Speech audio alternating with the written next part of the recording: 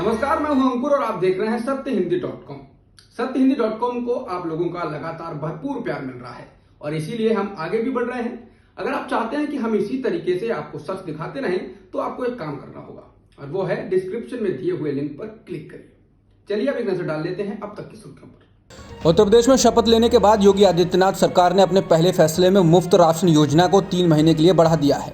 ये फैसला मुख्यमंत्री योगी आदित्यनाथ की अध्यक्षता में शनिवार को ही कैबिनेट की पहली बैठक में लिया गया। योगी आदित्यनाथ और 52 अन्य मंत्रियों ने शुक्रवार को शपथ ली थी। उत्तर प्रदेश में बीजेपी की जीत में मुफ्त राशन योजना का बड़ा रोल माना जा रहा है। इसके तहत लोगों को प्रधानमंत्री गरीब कल्याण योजना के द्वारा हर महीने राशन दिया जाता है। कोरोना महामारी के दौरान केंद्र सरकार ने सबसे पहले इस योजना को शुरू किया था। मुख्यमंत्री योगी आदित्यनाथ ने लखनऊ में आयोजित प्रेस कॉन्फ्रेंस में कहा कि इससे राज्य के 15 करोड़ लोगों को फायदा होगा। मुख्यमंत्री ने फैसले के बारे में जानकारी देते हुए कहा कि इस योजना के तहत उत्तर प्रदेश की 15 करोड़ जनता में से अंत्योदय परिवारों को हर महीने 35 किलो अनाज और पात्र गृहस्थी वाले परिवारों को 5 किलो अनाज प्राप्त होता है।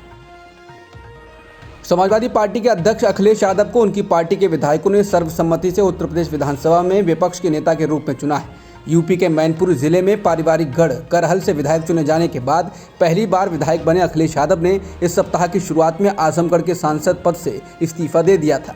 कहा जा रहा है कि पूर्व मुख्यमंत्री 2027 के चुनाव को देखते हुए सदन में भाजपा का मुकाबला करने के लिए तैयार है। बता दें, इस बार के चुनाव में अखिलेश यादव ही बीजेपी के लिए मुख्य चुनौती थे। उनकी पार्टी 403 सदस्यीय विधानसभा में 111 सीटें जीतकर दूसरे स्थान पर रही है। इसके साथ ही वो अपने वोट शेयर में भारी उछाल दर्ज कराने में सफल रहे।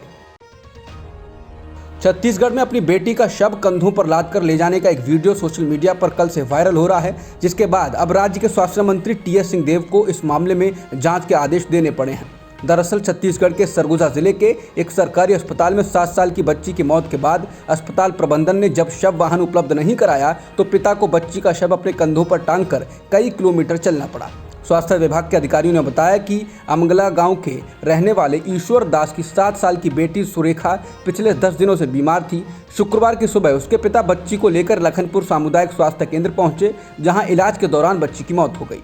ईश्वर दास के अनुसार अस्पताल के लोगों ने मुझे साफ कह दिया कि अपने साधन से जाना पड़ेगा क्योंकि अस्पताल में शव वाहन नहीं है। इसके बाद मैं पैदल ही गांव के लिए निकल पड़ा। वहीं स्वास्थ्य मंत्री ने घटना को दुर्भाग्यपूर्ण बताते हुए कहा कि प्रभारी खंड चिकित्सा अधिकारी को तत्काल प्रभाव से हटा दिया गया है। इसके अलावा इस मामले में जिम्मेदार लोगों के खिलाफ कार्रवाई की जाएगी। दिल्ली की केजरीवाल सरकार ने आज बजट पेश किया। इस बजट को उसने रोजगार बजट का नाम दिया है। इस दौरान अगले 5 वर्षों में 20 लाख नौकरियां पैदा करने की बात कही गई है। मनीष सिसोदिया ने कहा कि दिल्ली के रिटेल मार्केट को बढ़ावा देने के लिए सरकार दिल्ली शॉपिंग फेस्टिवल शुरू करने की घोषणा करती है। देश विदेश के ग्राहकों को दिल्ली में बुलाकर शॉपिंग के लिए प्रोत्साहित करने के लिए दिल्ली में शॉपिंग फेस्टिवल आयोजित किए जाएंगे। इसके अलावा दिल्ली सरकार स्टार्टअप पॉलिसी लेकर आ रही है। इस नई पॉलिसी के तहत नौकरी मांगने के लिए तैयार आबादी को नौकरी देने वाली आबादी में बदलना है। सिसोदिया ने कहा कि साल 2022-23 के लिए दिल्ली का बजट 75,800 करोड़ का है। ये 2014-15 के 30,940 करोड़ रुपए के बजट का 2.5 गुना है।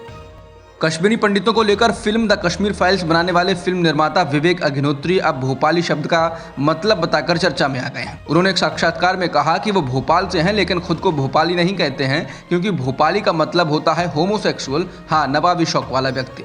इसको लेकर जब बवाल हुआ तो उनसे इस बयान पर सवाल पूछा गया। पहले तो उन्होंने कहा कि उनके बयान को गलत संदर्भ में लिया गया, हालांकि बाद में उन्होंने कहा कि भोपाली का मतलब वही होता है जो उन्होंने कहा था। हालांकि अब भोपाली का मतलब बदल गया है और वो खुद भी भोपाली हैं। पेट्रोल डीजल की कीमतों में आज एक बार फिर बढ़ोतरी की गई है। आज भी पेट्रोल डीजल की कीमत में 80 पैसे प्रति लीटर का इजाफा किया गया है। चुनाव के दौरान कोई बढ़ोतरी नहीं हुई थी, लेकिन अब जब चुनाव खत्म हो चुके हैं तो पिछले 5 दिनों में पेट्रोल और डीजल की कीमत 3 रुपये 20 पैसे प्रति लीटर बढ़ चुकी है। दिल्ली में फिलहाल पेट्रोल की कीमत 98 रुपये 61 पैसे प्रति लीटर है और डीजल की कीमत 89 रुपये 87 पैसे प्रति लीटर हो चुकी है। वहीं मुंबई की बात करें तो पेट्रोल और डीजल की कीमत क्रमशः 113 रुपये 35 पैसे और 97 रुपये 55 पैसे हो चुकी है। रियल एस्टेट डेवलपर सुपरटेक को नेशनल कंपनी लॉ ट्रिब्यूनल यानी NCLT ने दिवालिया घोषित कर दिया है। इससे 25,000 घर खरीदारों पर बहुत बड़ा संकट आ गया है। NCLT ने यह कदम सुपरटेक के द्वारा 432 करोड़ रुपए की कर्ज अदायगी न करने के कारण उठाया। NCLT ने यूनियन बैंक ऑफ इंडिया की ओर से दायर एक याचिका पर सुनवाई के बाद कहा कि वित्तीय ऋण के भुगतान में चूक हुई है और इस मामले में हितेश गोयल को सुपरटेक लिमिटेड के बोर्ड की जगह समाधान अफसर नियुक्त किया जाता है। इसके अलावा सुपरटेक पर उसकी किसी भी संपत्ति को ट्रांसफर करने, निपटाने या हस्तांतरित करने पर भी रोक लगा दी गई है। रूस का यूक्रेन पर हमला जारी है। यूक्रेन की ओर से भी कड़ा जवाब दिया जा रहा है। हालांकि इस बीच रिपोर्ट आई है कि जर्मनी ने यूक्रेन को 1500 स्ट्रेला एंटी एयरक्राफ्ट मिसाइलें और 100 MG3 मशीन गनों की एक खेप पहुंचा दी है। जर्मन प्रेस एजेंसी ने यूक्रेनी सरकार के अधिकारियों के हवाले से खबर दी। बता दें, इससे पहले जर्मनी की विदेश मंत्री एनालेना बारबोक ने कहा था कि यूक्रेन को मिसाइलें भेजी जा रही हैं। जर्मनी की विदेश नीति के अनुसार वो संघर्ष वाले इलाकों में या इसमें शामिल मुल्कों को हथियार नहीं देता है, लेकिन यूक्रेन पर रूस के हमले के बाद उसने अपनी विदेश नीति में बदलाव किया है।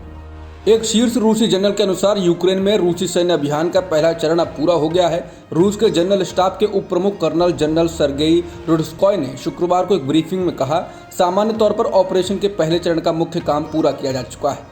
यूक्रेन के सशस्त्र बलों की युद्ध क्षमता को काफ़ी कम कर दिया गया है। हालांकि हमारा मुख्य लक्ष्य डोनबास को मुक्त कराने में है। बता दें, इससे पहले रूसी राष्ट्रपति व्लादिमीर पुतिन कह चुके हैं कि युद्ध योजना के अनुसार ही चल रहा है। अब तक की खबरों में इतना ही। बाकी खबरों के लिए बने रहिए सत्यहिंदी.com के साथ।